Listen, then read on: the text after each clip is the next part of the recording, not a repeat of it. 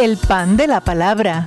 El pan de la vida. Alimento bajado del cielo para nutrir al pueblo de Dios que como peregrinos caminamos al Padre. Eterna eres Jesús, y también resurrección. Ven a nuestras almas en profunda comunión, en profunda comunión. Ven a nuestras almas, porque somos todos tuyos, Señor. Compartimos con ustedes este hermoso domingo y partimos el pan. Y al partir el pan, la palabra de Dios se hace vida, se hace experiencia, se hace comunidad, se hace don. Por eso este pan tierno, que tiene un olor maravilloso hoy, y seguro que tiene un sabor más delicioso, nos recuerda ese amor grande de Dios que en Jesucristo se ha manifestado. Así que parte el pan, cómelo con tu familia y sobre todo nútrete de su palabra. Y abrimos el libro de Dios en el libro de los Hechos de los Apóstoles.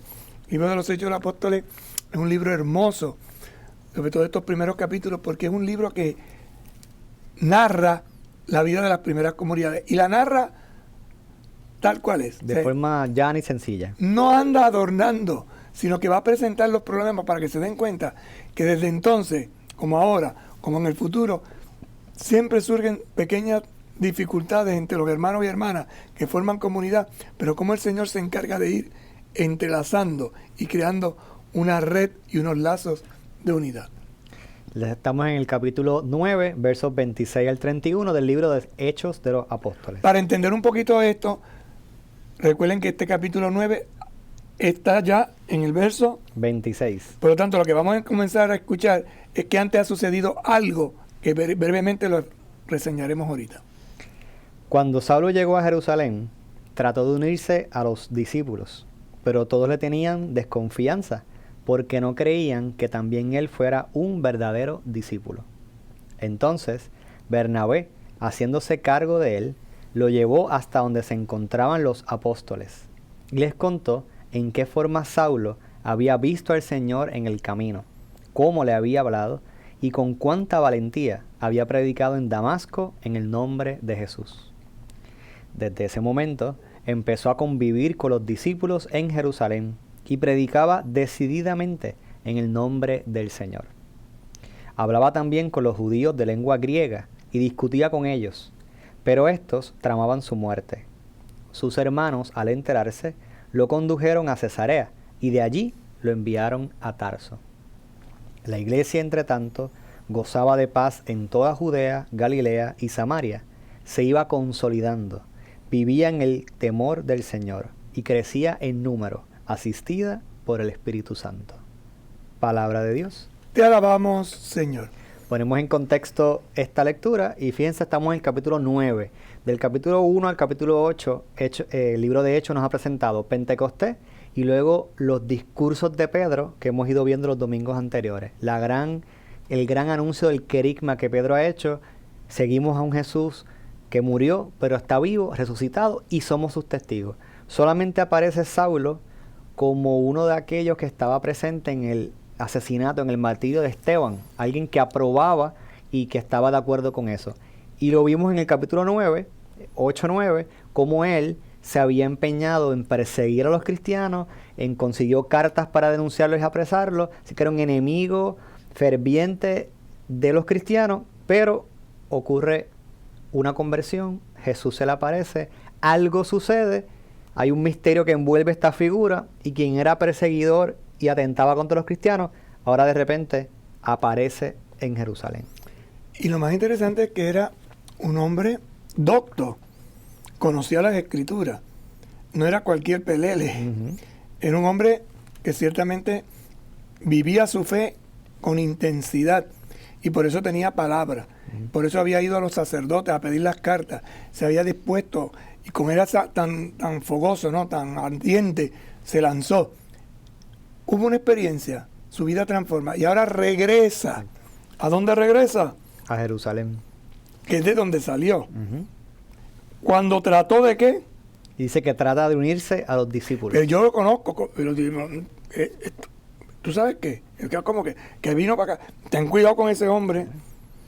Sin embargo, dice que mientras él trataba de unirse, todos le tenían desconfianza porque no creían que él también fuera un discípulo. Así que lo que sabían de él, que es lo que acabamos de decir en el contexto que pusimos, era que era un perseguidor, que tenía cartas para arrestarlos, que era un enemigo del que estuvo en la muerte de Esteban. Que estuvo en la muerte de Esteban, que la había probado y entonces de repente ahora se aparece y está tratando de hacerse discípulo. Y dice que Jesús, pero obviamente hay una desconfianza, hay un temor, lógico, válido, que entonces los discípulos, primer impulso, no, rechazarlo. Y hay que entender que por discípulos se habla de la comunidad. Exacto. Por eso miren lo que sucede. Aparece un puente, aparece un padrino, aparece un intercesor que se llama Bernabé. ¿Qué hace Bernabé? Bernabé dice que se hace cargo de él. Espérate. Bernabé era un hombre equilibrado.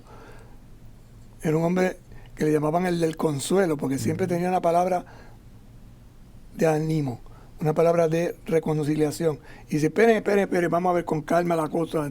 Yo conozco a este hombre. Y conociéndolo anteriormente... Me gusta mucho esa frase, ¿verdad? Se hace cargo de él, porque si Saulo llega a Jerusalén y quiere entrar a la comunidad no lo recibe, está desamparado. Entonces, un padrino. Bernabé lo hace, ¿verdad? Pues yo cojo ese, se hace cargo de él, como que lo invita a su casa, le da comida, le da un techo, ¿verdad? Mira, aquí tienes para bañarte, para cambiarte. Y mientras tanto, empezó a preguntarle. Y empezó a buscar. Por eso se convierte en padrino. No en los padrinos tipo Puerto Rico.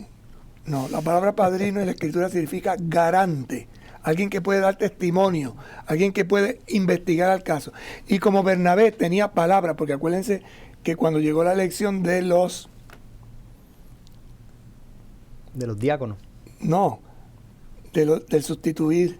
De sustituir a... Él era uno de los candidatos. Que estaba allí. Era Bernabé y Matías. Matías. Entonces, eligen a Matías, pero Bernabé queda también signado, porque era uno de los que anduvo con Jesús. Por eso Bernabé tenía palabra. Y cuando dice el texto que Bernabé se hizo cargo, la gente dice, bueno, vamos a esperar a qué dice Bernabé. ¿Y qué hace Bernabé? Dice que lo lleva hasta donde se encontraban los apóstoles. Va a la cabeza de las comunidades, a los apóstoles. No se queda con la gente, que siempre la gente tiene sus temores. No, nos vamos arriba. Y hace allí lo siguiente. Y allí les cuenta varias cosas. Les cuenta, en primer lugar, la forma en que Saulo había visto al Señor en el camino. Él da testimonio. Saulo no habla, él dice, él le cuenta lo de, mira, sucedió esto. Y los apóstoles le escuchaban porque había sido uno de los candidatos a sustituir a Judas.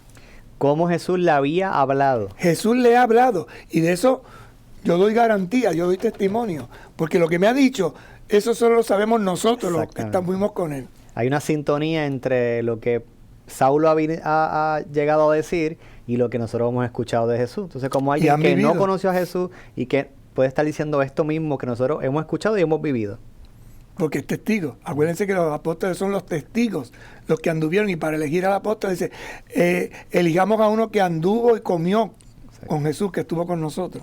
Por lo tanto, es un hombre de palabra. Pero más allá, ¿verdad? O sumando a este acontecimiento, Bernabé da testimonio de con qué valentía Saulo ha predicado en Damasco el nombre de Jesús. Es decir, que se está repitiendo en Jerusalén lo mismo que había pasado en Damasco. Es decir, una vez que se convierte, se lanza a predicar. Y aquellos no le creían, pero fue tanta la convicción que hasta el mismo Bernabé le había llegado. Exacto. Por eso que Bernabé sale como garante, como padrino. Y entonces Bernabé conoce a Saulo en su vida pasada y ahora ve esta transformación y dice, mira, yo doy testimonio, pongo también mi palabra junto con la de él, de que aquí ha ocurrido algo misterioso, extraño, novedoso, sorprendente, porque este no es el Saulo que nos perseguía hace semanas atrás, esto es un hombre nuevo, distinto. Por eso yo me he hecho cargo de él. Y yo... En mi casa lo he metido. Si tú metes a una gente en tu casa, es con todas las consecuencias, con todo el riesgo, ¿no? Y él dice, pues yo así lo asumo. Dice la lectura que desde ese momento empezó a convivir con los discípulos en Jerusalén. Entonces, bueno, pues si tú lo conoces, si tanto lo defiendes, pues vamos a darle una oportunidad, vamos a ver qué pasa. Y una vez dentro, ya conviviendo en esa comunión con esa primera comunidad, Pablo, lleno de celo, lleno de fogosidad, ¿qué hace? Predica decididamente en el nombre del Señor. Pero esa decisión de esa predicación, que es fuego, que es ardor, empieza a tener sus problemas, porque miren lo que pasa a continuación. Dice que él le predicaba a los judíos de lengua griega. Que son los judíos que se habían ido, los de la diáspora, y habían regresado, y entonces con ellos, ¿por qué les hablaba? Porque él sabía griego. Exacto. Les predicaba en su lengua, y entonces aquellos dijeron, ¿pero qué es esto? Pero tú no eras de... Se creó más confusión todavía, ¿verdad? Y discutía con ellos, tanto así que estos tramaban matarlo. Dijeron, espérate, se le viró la tortilla, ahora se viene en contra de nosotros. Y entonces... Ahí viene un cambio interesante. El desconfiado, el que no era discípulo, el que no era bien recibido, el que otro tuvo que hacerse cargo de él, el que alguien tuvo que salir en su defensa, el que ahora predica y anuncia el nombre del Señor, dice, sus hermanos. La comunidad ya lo aceptó. Ya lo aceptaron. Miren cómo cambia, de discípulo a sus hermanos, Así no, que ahora lo van a defender. Mi hermano, nuestro hermano, salen a defenderlo y lo conducen, ¿verdad? Primero a Cesarea y luego a Tarso, que es su ciudad natal. Lo sacan, lo arrancan de la muerte, lo protegen. Y esto es bien interesante porque esto es la comunidad. La comunidad, una vez que te acepta, te engendra en la fe, no te abandona, no te tira la virindóngola por ahí, arréglate tú, no. Es que esto es familia, hermano. Y este es el gran don de la iglesia, ser familia, sentirnos comunidad, sentirnos hermanos. Sus hermanos, al enterarse, lo condujeron, ellos mismos lo guiaron, lo protegieron, a Cesarea lo sacaron y de allí lo enviaron a Tarso. Y ahora viene otra picardía del texto. Dice lo siguiente. Dice que la iglesia, entre tanto, gozaba de paz, se iba consolidando, vivía en el temor del Señor, crecía en número y era asistida por el Espíritu Santo. ¿Qué quiere decir la iglesia, entre tanto, gozaba de paz en toda Judea, Galilea y Samaria?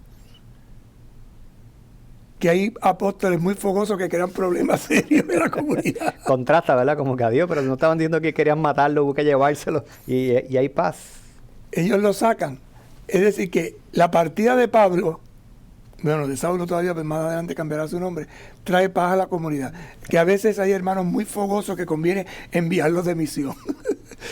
Que echen a otro lugar, que quizás aquí no encajan, pero en otro lugar pueden encajar.